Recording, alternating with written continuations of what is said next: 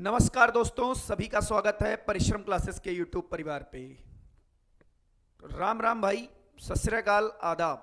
सभी बच्चों का पुनः स्वागत करते हैं हम आपके परिश्रम परिवार पे।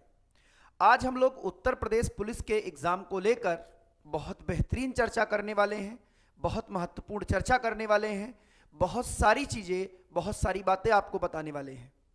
सिर्फ ये जो वीडियो 10 मिनट का बनने जा रहा है, जो क्लास 10 मिनट की बनने जा रही है, इसमें बस मैं यही बताऊंगा कि जो बच्चे एग्जाम देने जा रहे हैं वो किन बातों का विशेष ध्यान रखें, किसी के बहकावे में ना आए, ठीक है ना, और एग्जाम कैसे करें। इसीलिए इसका थंबनेल भी आपने देखा होगा, उस पर लिखा गया है कि यूपीपी का पेपर कैसे सॉल्व करें, इस पर हम चर्चा करने वाले हैं। दूसरी चीज जरूर देखें भाई, वरना दिक्कत हो जाएगी। क्या रहेगा यूपीपी का सेफ स्कोर, इस पे भी हम थोड़ी चर्चा करेंगे कि सेफ अटेम्प्ट क्या रहेंगे, कितने क्वेश्चन अटेम्प्ट करें कि वो सही रहें, ठीक है ना, और क्या सेफ स्कोर रहेगा। अगर आप मेरी बात मानते हो तो मैंने लिख दिया है कम से कम 10 प्रश्नों का अंतर रहेगा। अगर आप बात नहीं मानोगे बेटा तो टाइम कम पड़ना निश्चित है, और अगर बात मान लोगे तो मुझे उम्मीद है कोई भी समस्याएं नहीं होंगी। तो समय ना गंवाते हुए चलते हैं, किन बातों का ध्यान रखना है इस पर हम चर्चा करते हैं। देखो, पहले ही मैंने क्वेश्चन मार्क कर दिया है, यूपीपी पेपर ओएमआर कैसे फिल करें। उत्तर प्रदेश पुलिस का जो आप पेपर दोगे, जो 17 और 18 तारीख में लगा है, और आपके लिए गुड न्यूज है कि आपका सेंटर होम डिस्ट्रिक्ट में है, आप ही के शहर में है, ठीक है ना। ओएमआर कैसे फिल करना, यह निर्देश उत्तर प्रदेश पुलिस भर्ती बोर्ड ने जारी किए हैं कि इस तरीके से ओएमआर फिल करने, और इसमें आपको क्या क्या ध्यान रखना है। गलती मत करना, बहुत सारे बच्चे गलती करते हैं भाई, बट आपको ऐसी गलती नहीं करनी है। देखो, सबसे पहली बात, ये यहां पे होता है परीक्षा केंद्र कोड। यहां पर परीक्षा केंद्र कोड होता है, दिखाई पड़ रहा होगा, यहां पर होता है परीक्षा केंद्र कोड। तो मेरे प्यारे बच्चे, इसको बहुत ध्यान से भरना है, इसको बहुत ही ध्यान से भरना है। ये अनुक्रमांक यहां पे भरना है, और यहां पर उत्तर पुस्तिका क्रमांक या प्रश्न पुस्तिका क्रमांक दोनों सेम होते हैं, ठीक है ना, वो यहां पे भरनी है और यहां पे पाली भरनी है। गोले एकदम सही से भरने। बहुत सारे बच्चे ऐसे होते हैं कि वो अपना अनुक्रमांक गलत भर देते हैं, उनके मन में ये वहम रहता है कि मैं यहाँ पे अनुक्रमांक सही भरूंगा, गोला गलत भी हो जाएगा तो कोई बात नहीं। गलत ऐसा नहीं होता है, आप यहाँ पे भले ही गलत भर दें बट गोला एकदम सही भरें, गोला एकदम सही भरें, ये बहुत विशेष बात है। और बहुत सारे स्टूडेंट गोला क्या करते हैं, अधूरा भर देते, ये गलत माना जाएगा, टिक गलत माना जाएगा, क्रॉस गलत माना जाएगा। केवल आपको एक गोला भरना है, और वो भी पूरा भरना है। वो भी कैसे, पूरा भरना अच्छे तरीके से, क्योंकि ओएमआर जब चेक होती है तो स्कैन करके चेक होती है। अगर आपने 2 गोले भर दिए तो वो क्वेश्चन गलत माना जाएगा, अगर आपने आधा गोला भरा तो ये भी गलत माना जाएगा, अगर आपने टिक किया तो ये भी गलत माना जाएगा, अगर आपने क्रॉस किया तो ये भी क्या माना जाएगा, गलत माना जाएगा। नंबर मिलने की बजाय आपको 0.25 की माइनस मार्किंग जो है वो आपका नंबर घट जाएगा। तो विशेष ध्यान रखना है। सबसे पहले बच्चों को इस बात का ध्यान रखना है कि ओएमआर हमें अच्छे से फिल करनी है, खास करके परीक्षा केंद्र का कोड, अनुक्रमांक और प्रश्न पुस्तिका क्रमांक, इतनी चीजें गड़बड़ नहीं होनी चाहिए। और यहाँ पे प्रथम या द्वितीय पाली, इतनी चीजें आपकी ओएमआर पे मिलेंगी, इसको विशेष ध्यान रखना है। समझ में आ गई बात। गोला पूरा भरना है, ये नहीं कि ऐसा गोला आया और आप भर रहे हो ऐसे ऐसे इसको भर के छोड़ दे रहे हो, नहीं भाई, आपको गोला पूरा भरना पड़ेगा, आपको गोला पूरा भरना पड़ेगा, कुछ इस प्रकार से, जरा सा भी ना छूटे। समझ में आ गई बात, जरा सा भी ना छूटे, ठीक है ना। ब्लैक पेन से ही भरना है। कौन सा पेन यूज करोगे, ब्लैक पेन बेटा यूज करोगे, ठीक है ना, ब्लू पेन मत ले जाना, ब्लैक पेन यूज करना है। तो अभी से आप खरीद के रख लो और प्रैक्टिस कर लो गोले भरने की, कि कितने जल्दी गोला भरे। पूरा गोला भरना है, तभी जाके सही माना जाएगा, ठीक है ना। दूसरी क्या चर्चा, ये तो हो गई ओएमआर में गोला भरने की बात। दूसरी चर्चा क्या करनी है भाई, कौन सा सेक्शन पहले करें, मोस्ट इंपॉर्टेंट आप लोगों के लिए है। तो सभी बच्चे ध्यान से देखेंगे, कौन सा सेक्शन करें, पहले कौन सा सेक्शन करें।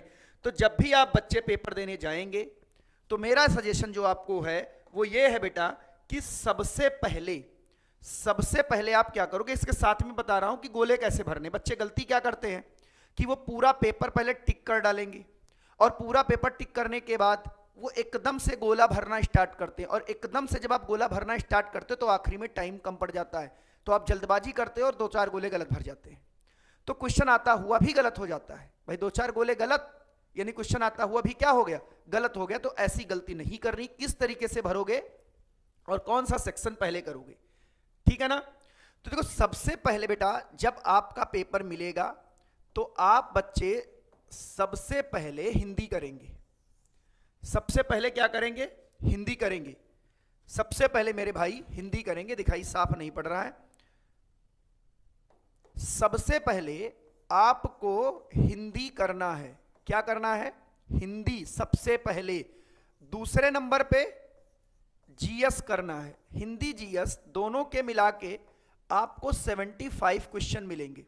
कितने क्वेश्चन मिलेंगे, 75 क्वेश्चन मिलेंगे। और ये क्वेश्चन आपको अप्रॉक्स 35 से 40 मिनट में कंप्लीट कर देने हैं। घड़ी लेके जा सकते हो, मैं फिर से बता सकता हूं, अगर वहां पे बाहर निकलवाएंगे तो निकाल के रख देना, अगर नहीं निकलवाएंगे तो घड़ी अपने साथ जरूर लेकर जाना, क्योंकि बहुत सारे सेंटर ऐसे होते हैं जिनमें घड़ी नहीं लगी होती है, तो आपको बार बार एग्जामिनर से पूछना पड़ता है कि सर कितना टाइम हुआ, ठीक है ना। तो ऐसा नहीं करना है आपको, घड़ी लेकर जाओ, बट डिजिटल वॉच नहीं होनी चाहिए, नॉर्मल वॉच आप ले जा सकते हो, ठीक है ना। अगर निकलवाएंगे तो बाहर रख देना, कोई दिक्कत नहीं है। अगर वो निकलवाते तो इसका मतलब वहां पे घड़ी वो लगाकर देंगे, और जब लगाकर देंगे तो कोई समस्या ही नहीं है, ठीक है। तो 35 से 40 मिनट में कंप्लीट कर देने हैं, और साथ में गोला भी भरना है, साथ में गोला भी भर देना है, ठीक है ना। 75 क्वेश्चन कर लिया आपने टिक, ठीक है भाई। तो उसके बाद देखो गोले भी भर लेने हैं। उसके बाद जब ये चीज कंप्लीट हो जाए पूरी, भाई एक आध क्वेश्चन आपको ऐसे लगेंगे जिनको आप दोबारा देखना चाहते हो, तो उनको आप गोला पहले बना लेना। भाई क्वेश्चन पेपर पे उन्हें आप गोला कर लेना, क्योंकि इन क्वेश्चनों को हमें दोबारा देखना है, ठीक है ना। बट ऐसे भी क्वेश्चन मत छोड़ना कि जो आपको आते हुए हूं, ऐसा गलती मत करना। कंप्लीट का मतलब हिंदी और जीएस आप कंप्लीट कर देंगे शुरुआत के 35-40 मिनट में, ठीक है। इसके बाद क्या करना देखिए, तीसरे नंबर पे आप बच्चे उठाएंगे रीजनिंग, तीसरे नंबर पे रीजनिंग, और सबसे आखिरी में मैथ, और इसी में होता है लोचा, इसी में होता है बेटा लोचा। अब लोचा क्या होता है इसे आप समझिए। लोचा ये होता है कि क्वेश्चन पेपर जब विद्यार्थी को मिलता है तो वो एक तरफ से लगाने का प्रयास करता है, ऐसा नहीं करना है।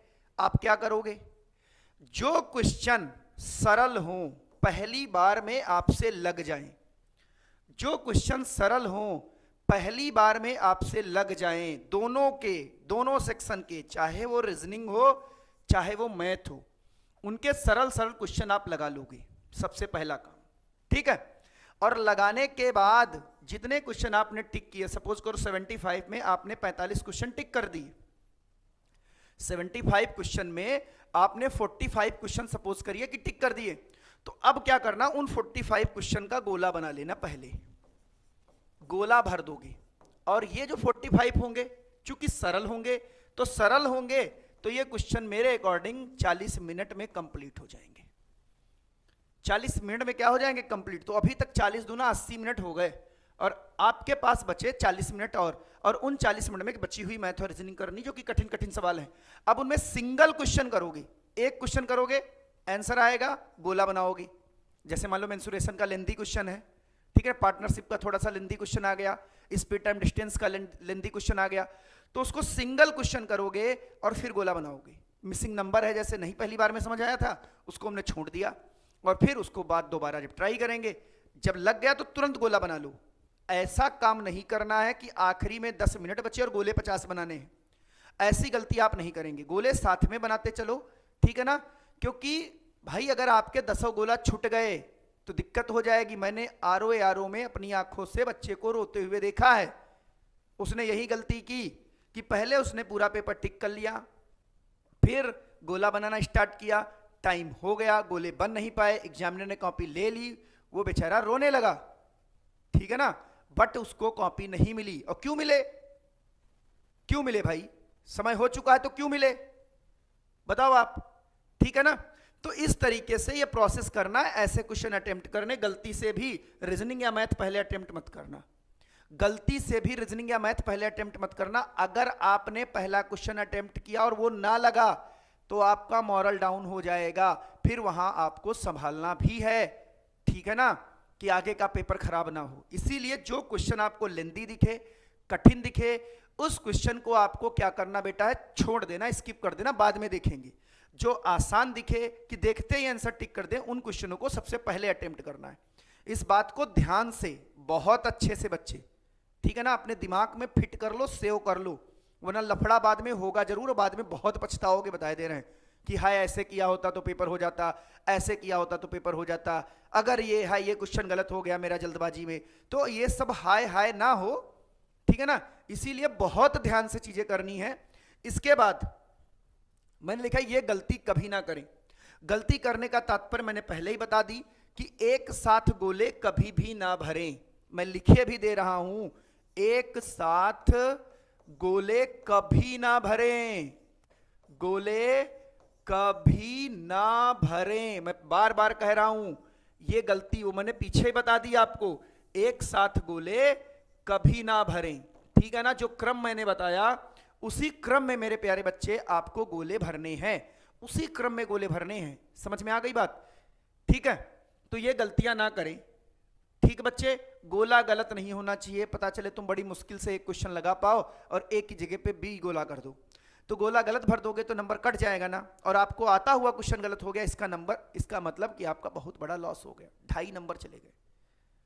समझ में आ गई बात, 2.5 नंबर चले गए। 2 नंबर जो क्वेश्चन गलत किया उसके गए, और वो आधा नंबर दूसरे वाला का भी लेकर जाएगा।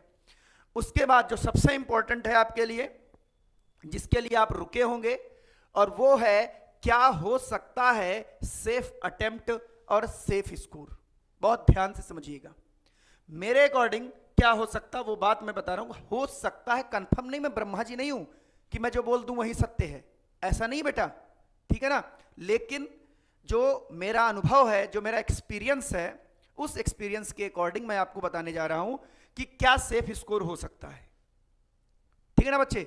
तो देखो क्या सेफ स्कोर हो सकता है, इस पे मैं बात करने जा रहा हूं। यूपीपी के क्या सेफ अटेम्प्ट रहेंगे और क्या सेफ स्कोर रहेगा।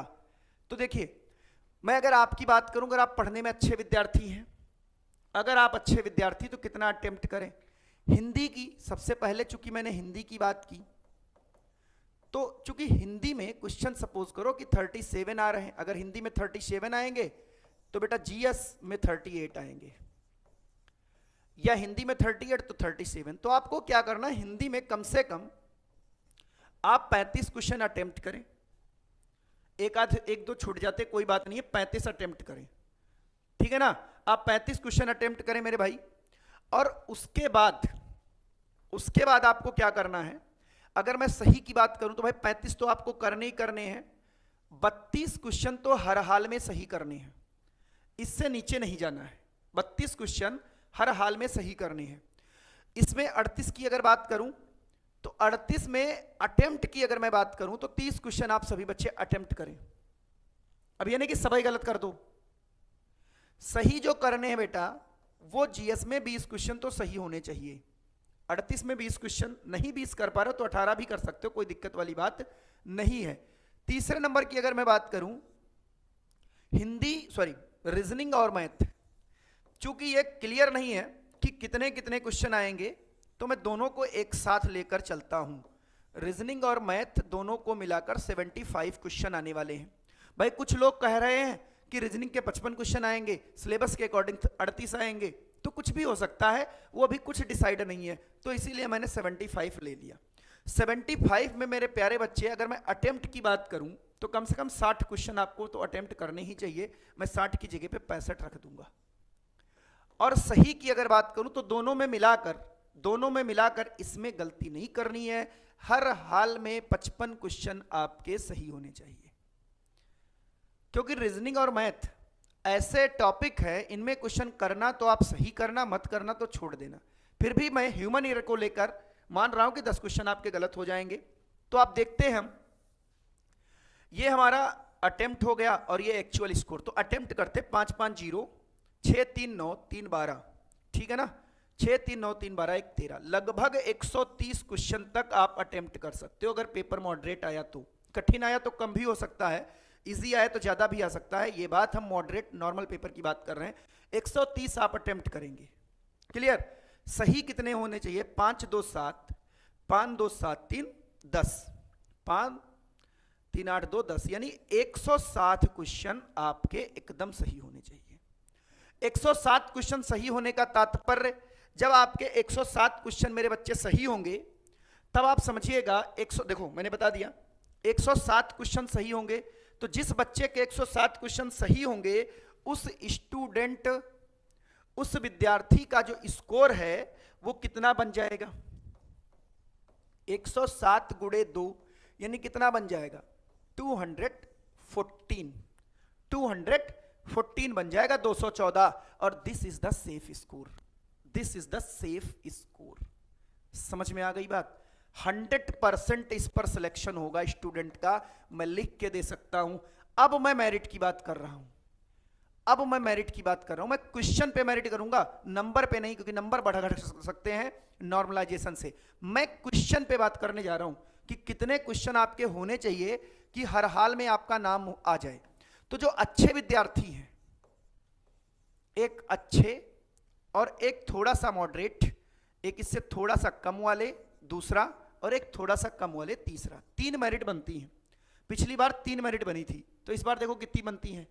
तो जो पहली मेरिट जाने की संभावनाएं हैं उसके अकॉर्डिंग मैं कहूंगा भाई कि 110, 105 से लगाकर 108 तक की मेरिट जाने की चांस है। ये क्वेश्चन की बात है, ये नंबर ऑफ क्वेश्चन। 105 से 108 तक, तो आप 114 करके, सॉरी 107 करके आओगे तो इसी में रहोगे। क्लियर हो गई बात? दूसरी चीज, जो दूसरी मेरिट जाने की पॉसिबिलिटी है, तो मेरे अकॉर्डिंग जो मैं बता रहा हूं 5 नंबर घट जाएगी। कितनी घट जाएगी भाई? 5 नंबर। तो आप ऐसे मान के चलो 99 से 102 नंबर जाने की संभावना है दूसरी मेरिट। 99 से 102 के बीच में रहने की चांसेस हैं, क्योंकि अगर 105 गई तो 99 रहेगी, 108 गई तो 102 रहने के चांस है। क्लियर? उसके बाद जो तीसरी मेरिट जाएगी, जो अंतिम सिलेक्शन हो सकता है, वो मेरे अकॉर्डिंग, जो मेरा मन करता है उसके अकॉर्डिंग भाई, अगर मैं लिखूं तो 94 से 97 के बीच में रहने के चांस है, इससे नीचे तो नहीं होगी। हो भी सके है, अगर रेस कम बच्चे निकाल पाएंगे तो मेरिट और भी डाउन हो जाएगी या पेपर टफ आएगा। तो ये तब की बात है जब पेपर नॉर्मल आएगा, ना तो टफ और ना ही आसान। जब पेपर नॉर्मल आएगा तब की मैं बात कर रहा हूं। तो मैं फिर से आपको बता दे रहा हूं मेरे प्यारे बच्चे, सबसे ज्यादा ध्यान यहां देना है, गलती से भी गलती नहीं करनी, गोले बहुत ध्यान से बनाने हैं। दूसरे नंबर पे आप यहां पर गोला, मैंने जैसे सेक्शन वाइज बताया उस टाइप से गोले भरने हैं, ठीक है ना? क्लियर? तो ये चीजें आप अगर ध्यान रखोगे। कट ऑफ की बात करूं तो मैंने यहां पे लिख दी, इतनी जाने की पॉसिबिलिटी है मेरे अकॉर्डिंग, ठीक है ना? तो सभी बच्चों को परिश्रम क्लासेस की तरफ से पूर्ण शुभकामनाएं, ठीक है ना? मैथ की प्रैक्टिस आप सभी बच्चे कर चुके होंगे, रीजनिंग जीएस भी देख चुके होंगे, धुआंधार परफॉर्मेंस रहा है सभी टीचर्स का।